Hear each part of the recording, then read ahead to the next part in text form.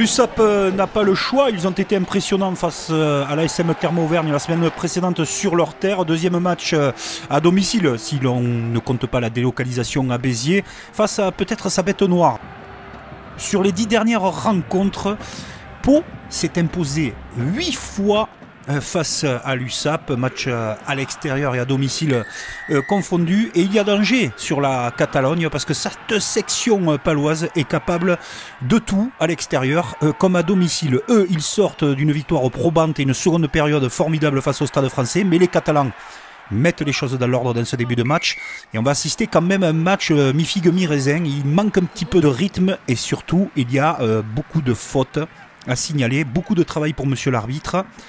On est malin des deux côtés, on retarde les éjections de balles, on coupe les extérieurs, mais Antoine Ocagne ouvre le score 3-0 pour lui et Franck Azema. Regardez, toujours dans les fautes cyniques, les obstructions, toujours à la limite, et ça donne l'occasion à Simons de ramener son équipe. La section est bien dans le match, la section est là dans cette première période, mais on va assister à la 31e, à la première action d'envergure. Regardez, on reprend l'axe du terrain avec la bouillante troisième ligne, les passes sur un pas magnifique, ça déroule et Cochard et Antoine Ocagne qui décidément prend de l'épaisseur à chaque match et à chaque sortie, que ce soit au pied ou dans le jeu courant.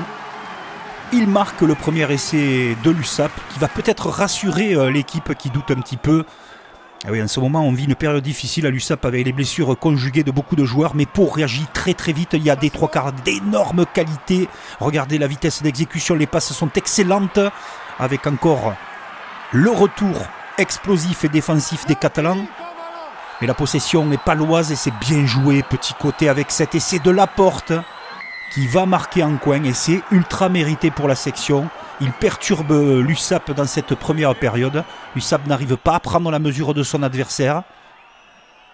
Et Joe Simons renvoie tout le monde au vestiaire avec un avantage pour la section paloise qui, mine de rien, mène les débats. Seconde période, ça va être très animé au niveau du jeu, mais pas au niveau du score. Jefferson Lee Joseph récupère ce ballon et il y a eu un plaquage peut-être un petit peu virulent. Monsieur l'arbitre laisse l'avantage. On va vérifier tout cela à la vidéo. l'USAP a l'occasion de prendre les points à plusieurs reprises. Ils ne le font pas. Et c'est là peut-être l'immense erreur de l'USAP, ne pas prendre les points au pied. En tout cas, Sacha Zeger, lui, va se reposer 10 minutes avec, on dirait au catch, sans grande vitesse, cet atémie au niveau du menton. Et là, on est dans les arrêts de jeu. L'USAP vient de marquer un essai.